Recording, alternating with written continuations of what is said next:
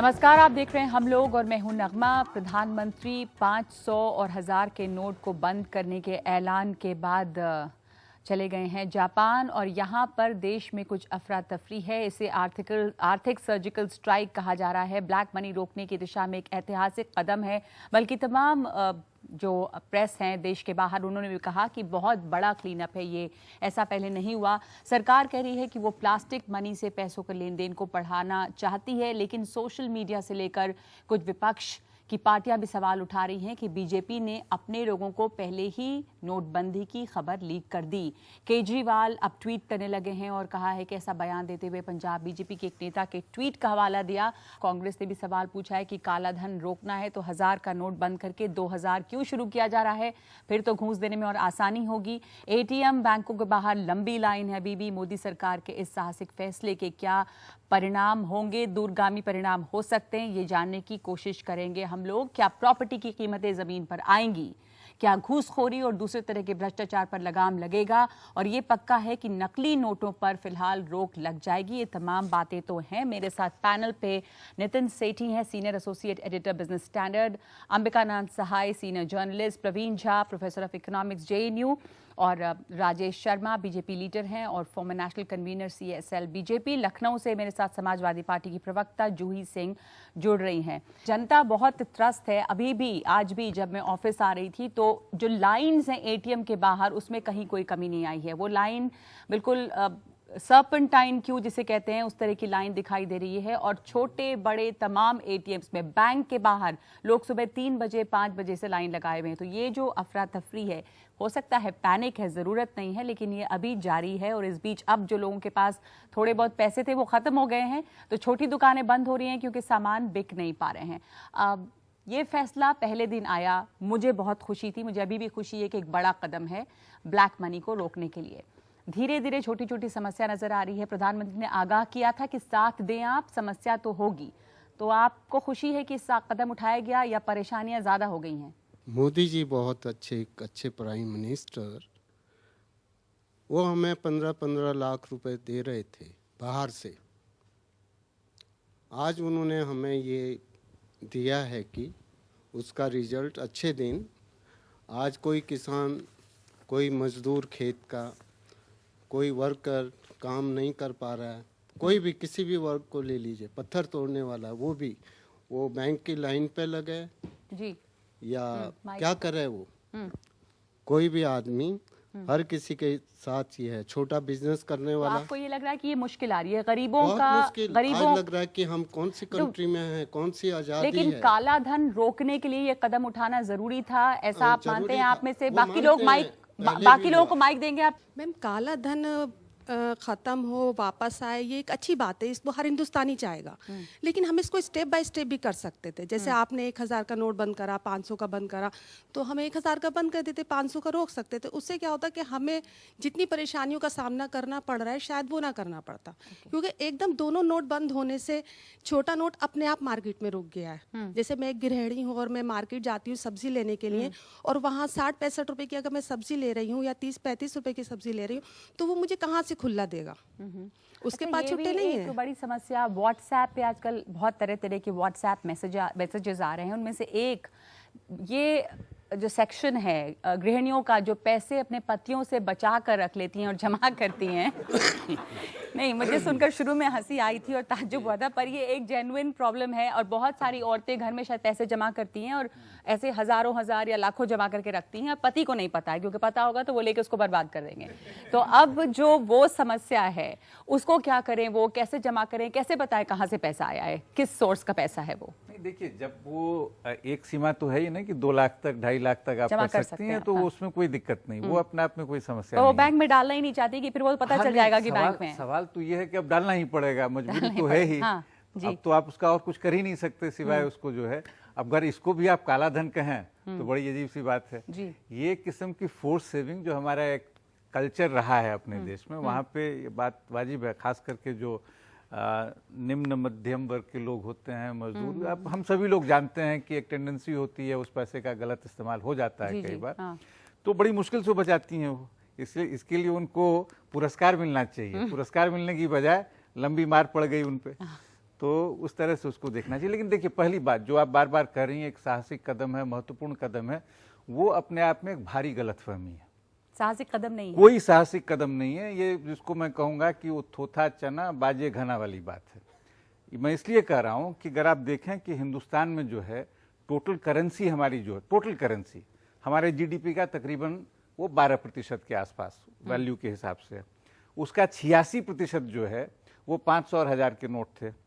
ठीक है, यानी कि आज देश का माहौल ये है कि आम लोगों के लिए 500 या 1000 का नोट जो है कोई ब्लैक मनी रखने का धंधा नहीं था। वो ये 86% में मैं तो ये मानता हूं 70, 75, 80% तक जो है कहीं से उसमें कुछ ब्लैक नहीं है। अगर वो बात है नगमा, ये देखिए, अगर वो बात है तो ये मानना कि ये 500, 1000 से आप कहीं भी किसी तरीके से जो जमा हुआ काला धन है उस पर कोई प्रहार कर रहे हैं, ये अपने आप में एक बेवकूफी वाली बात है। लेकिन अगर ये बेवकूफी वाली बात होती है तो फिर लोग शमशान घाट में जाके 500, 1000 के नोट जला क्यों रहे हैं, नदी में क्या हो क्यों रहा है, फेंक मैं रहे उसके हैं? बारे में देखिए, मैं पैसे तो जो लोगों के जमा थे उसके ऊपर असर तो पड़ा, वो अमीर लोगों पर ही तो असर पड़ा। नहीं, यही तो मैं कह रहा हूँ। आपने ये भी सुना होगा कि चांदनी चौक में जो आप जाइए 1 करोड़ ले जाइए, 75,000 वापस ले आइए, 75 लाख वापस ले आइए। उसी दिन 30,000 से 40,000 सोने की कीमत हो गई। भाई हिंदुस्तान की खासियत है नितिन की, कहीं ना कहीं कुछ ना कुछ जुगाड़ तो हो ही जाएगा। 500 दीजिए तो 250 या 300 वापस मिल रहे थे। मूल बात यह है कि कदम अपने आप में भारी गलत। ठीक है, आपको लगता है कि भारी कदम गलत कदम है, आप क्या कैसे देखते हैं इसको? क्योंकि मुझे लगा था कि ये बहुत अच्छा कदम है और इससे वाकई ब्लैक मनी रुके ना, प्रॉपर्टी के दाम कम होंगे, जो काला बाजारी चल रही है वो कम होगी। कुछ दिनों के लिए तमाम अमीर लोग जिनकी तिजोरियां भरी हैं और जो लाखों लाख लेके मॉल्स में जा रहे हैं कि फटाफट शॉपिंग करके खत्म करें, वहां तो असर पड़ा है। क्या है कि कई बार शब्द ना हम लोगों को खुद भुला देते हैं कि शब्दों का मतलब क्या है। तो हम जब काला धन बोलते हैं या ब्लैक मनी बोलते हैं, हम मनी का रंग की बात नहीं कर रहे हैं। किसी भी नोट का रंग नहीं होता काला या सफेद, जो धंधा होता है वो काला या सफेद होता है। तो वही नोट अगर आप गलत धंधे में लगाएंगे जिस पे टैक्स नहीं जमा होगा तो वो काला हो गया, अगली बार जब आप खरीदेंगे रसीद के अगेंस्ट खरीदेंगे वही सफेद हो गया। तो धन को पकड़ने से आप कुछ काम नहीं रोक रहे हैं। यही पैसा जब 2000, 100,000 की जगह 2000 के नोट अंदर जाएंगे और 2000 का निकल आएगा, वो मैं अगर दूसरे तरीके से इस्तेमाल करूंगा, कल मैं फिर प्रॉपर्टी में लगा दूंगा तो फिर काला धन बन जाएगा। तो काला धन रोकने की जगह जो मेन काम है वो काली हरकतें रोकने का है। अब सबसे बड़ी काली हरकत हमारे यहाँ क्या है? इलेक्शंस। इससे बढ़िया तो कोई है ही नहीं। अगर कोई भी पार्टी, और ये मैं सिर्फ बीजेपी का नहीं, कांग्रेस का भी बोलूंगा, किसी भी और पार्टी का बोलूंगा, कोई भी पार्टी काले धन पे अटैक करना चाहती है, सबसे सिंपल या सबसे मुश्किल जैसे भी देखना चाहे, एक ही काम है, अपनी इलेक्शंस का तरीका, अपनी पॉलिटिक्स रन करने का तरीका खुला कर दे, नोट ना ले, चेक से लें और हर एक को दिखाएं कि किसने कितना आपको पैसा दिया। इलेक्शन की आपने बात की, अंबिकानंद जी, इस वक्त यूपी और पंजाब में जो इलेक्शन होंगे, कहा जा रहा है कि बीएसपी की तो दुकान बंद हो गई। अब जो चंदा लेकर लोग नहीं आ सकते कैश में, अब ये है कि आप कैंडिडेट्स टिकट जो बिक रहे थे वो नहीं होंगे, तो वहां पर तो इसका बहुत असर पड़ेगा। तो ये तो कम से कम रुकेगा, ये जो चल रहा था इलेक्शन में, ये थमेगा या नहीं थमेगा? अंबिकानंद जी, ये बहुत महत्वपूर्ण सवाल है, क्योंकि ये भी कहा जा रहा है कि बीजेपी ने इसी नियत से किया है कि यूपी पंजाब में उनको नुकसान हो, इनको फायदा हो। मैं आपसे सहमत नहीं हूँ। अच्छा, बीजेपी और नरेंद्र मोदी ये दो डिफरेंट पॉलिटिकल एंटिटीज हैं। रियलिटी यही है। बिल्कुल बिल्कुल, ये मैं मानती हूं। मोदी जी को माइनस कर दीजिए, बीजेपी कुछ नहीं है आज की डेट में। आज की डेट में सही बात। अब आइए उत्तर प्रदेश पे। देखिए, मोदी जी ने पहली बार, मैं भी प्रशंसा कर रहा हूं, वैसे मैं नहीं हूं, लेकिन मैं इस कदम का प्रशंसा कर रहा हूं कि पहली बार पार्टी हित से ऊपर उठ के उन्होंने देश हित में यह काम किया। बिल्कुल, काला धन रुकना चाहिए, ये सब मानते हैं, डिबेट की कोई गुंजाइश नहीं है। अब आइए, क्यों पार्टी हित से उठ के काम किया, प्रमाण मैं देता हूं। भारतीय जनता पार्टी, नगमा जी, ब्राह्मण और बनियों की पार्टी मानी जाती रही है, और आज इस कदम के बाद बेहोश वर्ग बनिया है। बिल्कुल है सारे बनिए बहुत नाराज हैं। मोदी जी के तारीफ वाले लोग जो हैं उनको गालियां दे रहे हैं जी, और बेहोश सारे राजनीतिक दल हैं। मैं भारतीय जनता पार्टी को एक्सक्लूड नहीं करता हूं, और मैं ये मान के चलता हूं, और जो जनमानस जानती है कि भारतीय जनता पार्टी भी उतनी ही करप्ट है जितनी दूसरी दल। छत्तीसगढ़ में देख लीजिए, मध्य प्रदेश में देख लीजिए, लाइन पे घोटाला हो रहा है। ठीक है, तो चोट भारतीय जनता पार्टी को भी पड़ी है।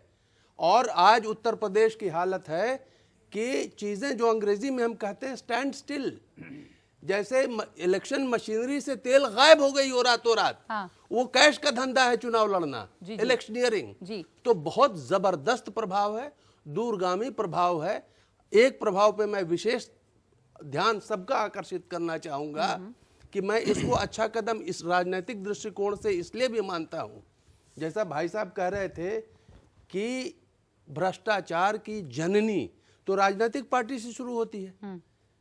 वो न्यूक्लियस है भ्रष्टाचार का, जो पैसा देता है उसको आप टिकट देते हैं। तो शायद अब ये उम्मीद की जा सकती है कि मेरी अपनी मान्यता है इतने दिन के पत्रकारिता में कि इस देश में 95% आज भी ईमानदार लोग हैं, और ईमानदार लोगों को वोट मिलता है। सिर्फ भारत में नहीं, आपने देखा ट्रंप को, उन्होंने जो खर्चा किया और हिलरी ने 10 गुना ज्यादा पैसा खर्चा किया। तो पैसा खर्चा करने से सिर्फ चुनाव नहीं जीता जा सकता है। मैं इशारा कर रहा हूं कि अच्छे ईमानदार लोग जिनको जन समर्थन है, उनके विनेबिलिटी को देखते हुए अब राजनीतिक पार्टियां टिकट देंगी। तो आप कह रहे हैं कि मोदी जी पार्टी से ऊपर उठ के, अपने हित से, उस स्वार्थ से ऊपर उठ के उन्होंने ये कदम उठाया और इसकी तारीफ करनी चाहिए। ऐतिहासिक कदम है ये। लेकिन बीजेपी, अब ठीक है, मैं जूही आपके पास भी आऊंगी कि क्या प्रॉब्लम है, पर आपसे मैं जवाब चाहूंगी राजेश शर्मा जी। अरविंद केजरीवाल ने जो ट्वीट करके आप आरोप लगाया कि बीजेपी ने अपने लोगों को पहले इसकी जानकारी दे दी थी, पंजाब बीजेपी के लीगल सेल के संयोजक संजीव कंबोज पर आरोप लगाए हैं। हालांकि उन्होंने ट्वीट करके कहा कि भाई हमारे पास तो व्हाट्सएप से आ गया था, लेकिन ऐसा जो कहा जा रहा था कि बड़ी गोपनीय थी सूचना, उतनी गोपनीय नहीं थी। किसी एक अखबार में यूपी के कुछ खबर छप गई थी कि नोट आने वाले हैं, दैनिक जागरण में। अब यहाँ पे ये भी कह रहे हैं कि कुछ खबर थी, गुजरात के अखबार में भी थी, तो गोपनीय नहीं थी। पर बीजेपी वालों को पता नहीं था क्या, जब अखबार में इधर उधर छप रहे थे? तो सबसे पहली एक चीज बताऊं, आज इंडिया के अंदर में कभी भी कोई भी एक भी आदमी को आप कोई चीज बता दो कि ऐसा होने वाला है और ये पुख्ता है, जिस दिन ये पुख्ता बता दोगे उसके बाद में आप 4 दिन के बाद देखना इंडिया के हर आदमी को पता होगा। ये हम सबको अपने तरीके पता है, ये सोशल मीडिया की ताकत पता है। मैं दूसरी चीज आपको कहूंगा, दूसरी चीज मैं दूसरी चीज ये बता रहा हूं, मैं ये बता रहा हूं, एक भी आदमी को पता होता तो पूरी दुनिया को पता होता। ये तो हर कोई कह रहा है कि किसी को भी नहीं पता था। ऐसा कैसे हो सकता है? अखबार में खबर कैसे छप? अखबार में खबर आज से 6 महीने पहले के अखबार देखें, आज से 2 साल पहले के हमने सोशल मीडिया देखा, आज से 1 साल पहले के सोशल मीडिया देखा, कई बार ऐसी चीजें आई है। और आज भी, कल था कि नमक खत्म हो गया, कल एक और आप अखबार के अंदर में आप न्यूज छापेंगे कि जो बैंक के अंदर में लॉकर है उनको निकालते समय सारा कुछ चेक करा जाएगा। क्या चेक करा जा रहा है? पर ऐसी सारी चीजें न्यूज में आ जाती है जो कि अफवाहों के ऊपर आती है।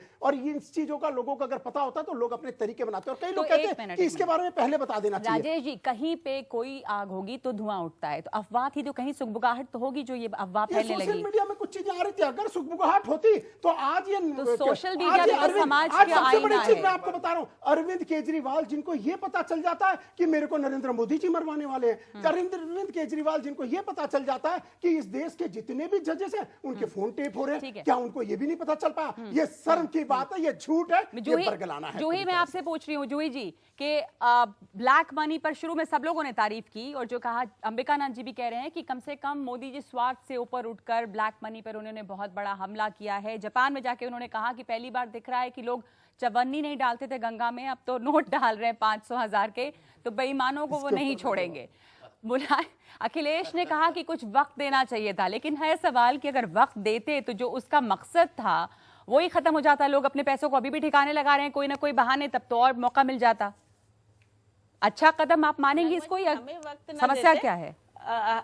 हम बिल्कुल गोपनीय तरीके से करते, लेकिन अपने बैंक्स को तो इसके लिए तैयार कर देते। इतना तो उनको पता था कि कितने 500 और 1000 के नोट सर्कुलेशन में हैं, वो प्रबंध कर देते। उन्होंने तो खाते भी अब कैप लगा दिया है। हमारा जो लेजिटमेट मनी है वो भी बैंक में पड़ा हुआ है, आप 24 नवंबर तक विड्रॉ तो कर नहीं सकते हैं। दूसरी बात की बुआई का सीजन है, किसान को गेहूं के बीज खरीदने हैं, किसान को फर्टिलाइजर खरीदना है। अब रिजर्व बैंक के गवर्नर कितना भी इशू करें, कहीं पर भी 500 और 1000 के नोट कोई एक्सेप्ट नहीं कर रहा, क्योंकि अर्थव्यवस्था विश्वसनीयता पे भी चलती है। मोदी जी को जापान में नहीं पता लग रहा होगा, या उनको लग रहा होगा कि लोग 1000 के नोट गंगा में फेंक रहे हैं, तो ठीक है, नकली नोटों का आपने सफाया कर दिया, लेकिन एक जो लेजिटिमेट करेंसी थी उसका आपने बैकअप प्रिपरेशन तो किया नहीं। और एक निर्णय आपने ले लिया जब इम्प्लीमेंटेशन गैप्स आपके पास नजर आ रहे हैं, शादी ब्याह का सीजन है, तो आप चीजों को बदल क्यों नहीं रहे? जनता की बात सुनिए, तो कठिनाई अब उनको हो रही है, तो प्रवीण जी तो और नितिन, मैं आप दोनों से बतौर एक शख्स जो इकोनॉमिक्स को समझता है, मैं आपसे पूछना चाहती हूँ, जो जेन्युइन लोगों की अब समस्याएं जो ये भी कह रही हैं कि आपने किया वो ठीक है, हम मान लें कि ठीक कदम है, उसके बाद भी अब जो समस्या आ रही है उससे हम कैसे बेटर डील कर सकते थे? क्योंकि अभी एटीएम इक्विप्ड नहीं है, लंबी लाइनें हैं, बैंक्स तैयार नहीं है, वहां पर शायद लोग पैनिक भी कर रहे हैं कि इतनी लाइन अभी तक क्यों लगा रहे हैं, 30 तारीख तक वक्त है। दूसरा ये सवाल उठ रहा है कि मेरा पैसा है, 2000 की कैपिंग क्यों? हम 10,000 भी निकाल लें एक बार में, तो वो क्यों हो रहा है? क्या इसलिए कि नोट्स इनफ नहीं है, बैंक पे आप नहीं निकाल सकते इतने पैसे? नितिन, हमारी जो मशीनें हैं जो नोट बनाती हैं, मेरे ख्याल से अगर मैं गलत नहीं बोल रहा हूँ 98 में आई थी जो लास्ट हमारी मशीनें आई थी, तो नोट छापने की भी एक स्पीड होती है। अब हमने प्लानिंग इतनी गंदे तरीके से करी है कि जब हमने 1000 और 500 के नोट लिए वापस, और जैसे बता रहे थे कि 85% से ज्यादा हमारी वैल्यू जो है वो इन नोटों में थी, आपने सारे गायब कर दिए। जिस स्पीड से आप ये पैदा कर सकते थे वो सरकार को पता था नहीं हो पाएगा, कि 1000-500 के नहीं बना पाएंगे आप दोबारा, तो इसलिए सोचा गया कि 2000 के बना देते हैं पहले, कि 2000 के कम छापने पड़ेंगे, उतनी वैल्यू वापस आ जाएगी। फिर भी हमने दो चीजें नहीं सोची जो कि जिसके लिए नौकरियां जानी चाहिए लोगों की सच में। एक, हमारे एटीएम और बैंक ब्रांचेस हैं कहाँ? आधे से ज्यादा लोग एटीएम बैंक ब्रांच से 2 किलोमीटर से दूर रहते हैं हमारे गांव में। हमारे ज्यादातर एटीएम और बैंक ब्रांचेस जो है शहरों में है। जब शहरों की ये हालत है तो शहरों में मतलब ऐसे गांव हैं, ऐसे इलाके जहाँ पे आपको 50-50 किलोमीटर जाके जाना पड़ता है। हमारी ग्रोथ है नहीं। जो बोला जाता है कि हर एक का 99% लोगों का अकाउंट खुल गया जनधन योजना में, ये भी गलत है। वित्त मंत्री के अपनी रिपोर्ट है जो बोलती है कि जो अकाउंट खुले उनमें से 1/3 उन्हीं परिवारों के खुले जिनके पहले भी होते थे। तो दूसरा जो कि जिसमें एकदम समझ नहीं आता है कि कैसे हो सकता है, सोचा ही नहीं गया कि एटीएम में 2000 रुपए का नोट घुस नहीं पास आएगा, तो अब जो जाएंगे ठीक करेंगे, महीने लगेंगे। 2 लाख एटीएम है जिनको ठीक करना पड़ेगा लोगों को जाके, ऐसा नहीं कि रिमोट कंट्रोल से हो जाएगा। थी मोदी जी की, लेकिन इम्प्लीमेंट ठीक से नहीं हुआ। नहीं, ये एक हिस्सा इसका। एक हिस्सा ये है कि नियत ठीक थी पर इम्प्लीमेंटेशन ठीक नहीं हुआ। नहीं, मैंने नियत ठीक थी ये भी नहीं बोला। मैं पूछ रही हूँ, आपको लगता है नियत ठीक थी? आपको लगता है नियत भी नहीं ठीक थी? आपको लगता है कि भाई कम से कम? नहीं कहा मैंने, तो शुरू में आपसे कहा ना कि ये जो कदम है अपने आप में न साहसिक है न कोई, इसके पीछे उनके जो आर्थिक सलाहकार हैं उन सबको जेल भेज देना चाहिए मेरी समझ से। क्योंकि उनको जो है नहीं उनको कोई न तो इस देश की अर्थव्यवस्था की समझ है, न उनको ये समझ है। ये जो मैंने आपको बताया 86% जो इस डिनोमिनेशन में थे, मेरा तो ये दावा है कि 70 से 75%, 80% जो है कहीं से वो किसी काले धन में नहीं शामिल था। इस देश में सबसे बड़ा आदमी कौन होता है? राष्ट्रपति। और सबसे महत्वपूर्ण आदमी कौन होता है? प्रधानमंत्री। क्या वो साउथ दिल्ली में मकान खरीद सकता है? नहीं पैदा आप इस काले धन की विद्रूपता को देखिए, नहीं खरीद सकता है। रियल एस्टेट का जो बबल है इस आलम तक बढ़ा है।